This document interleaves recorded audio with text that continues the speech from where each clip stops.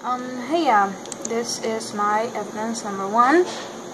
My name is Gracie Rodriguez. I don't know why I don't have a team, I just don't have one. Anyway, I will be covering the 4 topics of this evidence. There are 3 plus 1 that I'm gonna add because I don't know. So I'll be covering the topics myself. And yeah. So the first topic is gatherings. A gathering can be when more than 2 people get together for a certain purpose, often beneficial. It has to be something that is good for all of the team members, so for them to collaborate in what is known as teamwork. Gatherings can be academic, for an academic purpose. For example, a summit, a get-together, a seminar, things like that. In the topic of gatherings in the book, there is a certain lecture about the difference between the concept of a team, of us, or an individual, in the Eastern culture and the Western culture. Why are they different? Because here in the West, we are the West, America, and all these countries.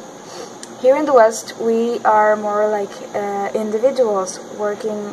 If we get in a team, we work together, but still as individuals, as part of something that is working together.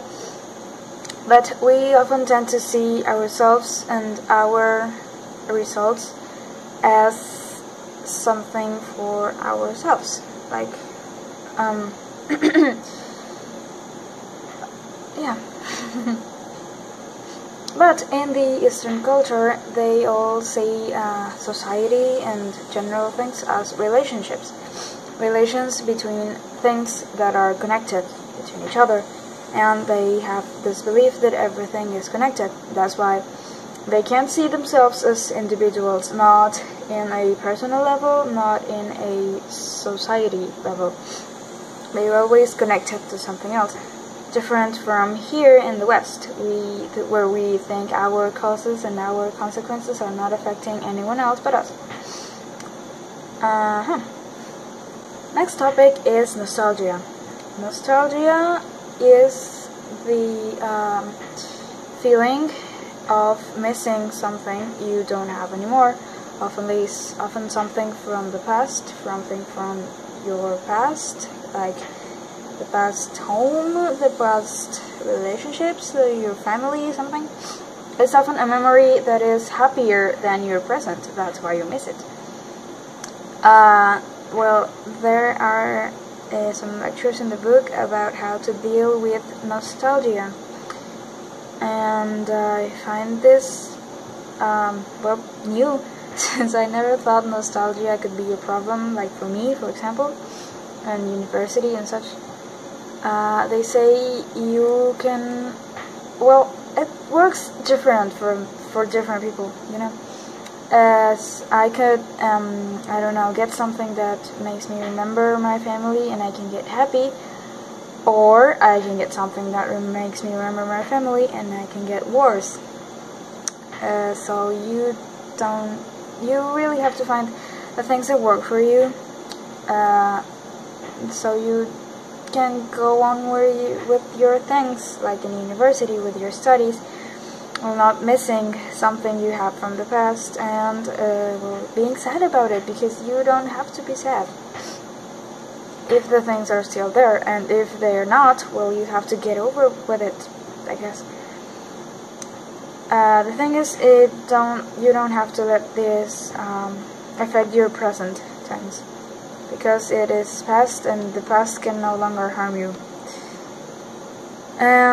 In the book also there is a unit about smells connected to the memory, how the part of the brain that keeps smells, that works with smells with your nose, is more connected to the part of your brain that remembers, that is memory.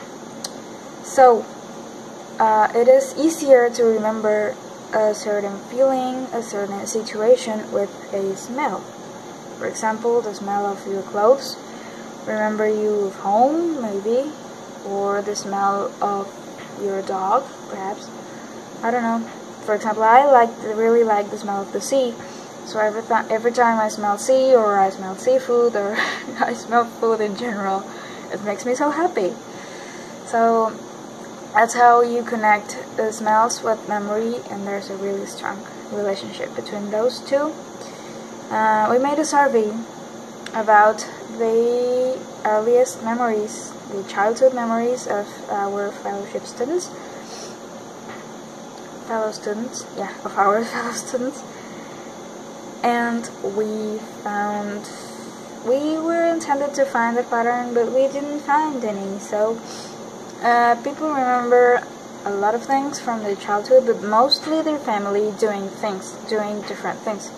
Like, I don't know, one said they were talking on the phone, and one said, they also remember birthday parties and strong events, like being in the hospital and hospital-related things, and accidents. Accidents were also really frequent. So yeah, that is nostalgia. Well, next thing is games. Games and the game theory. What are the pros and cons of games? Well, sorry. While some say they are beneficial, some say they are not beneficial, because you can get addicted to them, because they can harm your sight, which is true. Because you can, I don't know really. I don't think there are many kinds of games. I find a lot of pros, like they can increase your neuronal connections in the game and outside the game. These can be beneficial for your studies. For example, you can become a more active learner and more of an observer. You can observe things with more skill. You became skillful at different things related to your brain. Well, this for video games, but this for video games. But there is also a certain game theory outside video games, which is, I think we are all players, because we are always engaged in games, whether you know it or whether you don't. We are always playing games, as in social roles and stuff. Like, for example, economy, or I don't know, sociology. You're always trying to win, trying to achieve something, and you get a reward for what you do. And that is also included in game theory, as called ludopathy. That's Ludopathy, where you get engaged in these games and you like it, and your brain gets like this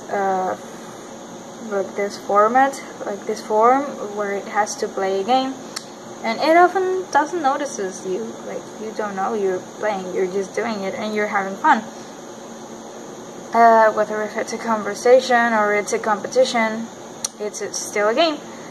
And well, if everything is a game, well, we are all players all the time. That's how the logistics of games work, I guess. Yeah, that was games.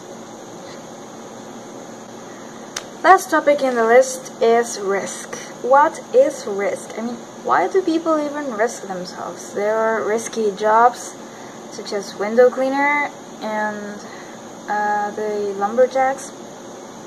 And there are also risky sports, those are worse, I guess, because you get to choose the way you are risking yourself. But why is risk a thing? Well, in the case of the dangerous jobs, because I guess that's because you get a reward that may be bigger than the risk itself. For example, the window cleaners, they get highly paid because they can die doing what they do. So there is a much bigger payment than other jobs that are not that risky. Maybe that's why people engage themselves in such activities, because they want that reward. But why is risk even a thing? First, let's start with, can you get zero risk? Can you not risk yourselves? Well, the answer is no. There is always some degree of risk. You can never eliminate the possibility of risk, because the possibility of risk is among the possibilities of something happening. Risk is the dangerous one of happening, and you can never eliminate these possibilities of something good or bad happening to you. There is always the two sides of the coin. Two sides of the coin. You can get one of them, or you can't get the other one. There is never zero possibility of avoiding risk. You can't. You're always, we in our lives as humans are always in risk. For example, you get one day, it's a clear morning, oh what a beautiful day. You get out of your bed and I don't know, there's something spilled in the ground and you fall and you break your knee. Oh surprise, that is risk. The bad thing happened, and it wasn't meant to happen, but it happened, so risk. That is why there is something called the 1 in a million chance of risk, and that is considered acceptable risk.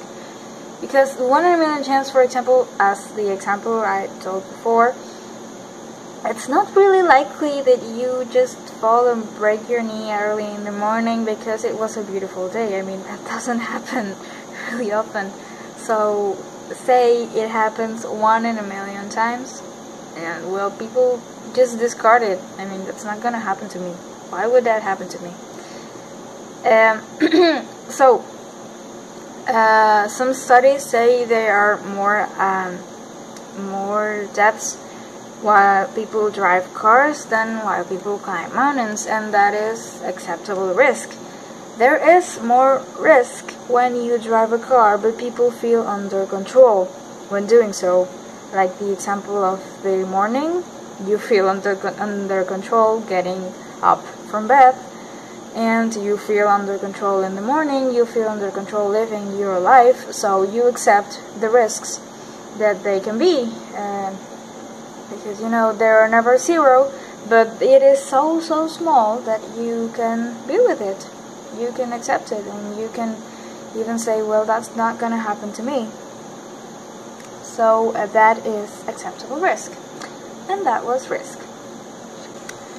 Well, thanks for watching. This is a single student evidence. They were teams of 3, but I don't have a team, I already said, so I don't know why. And yeah.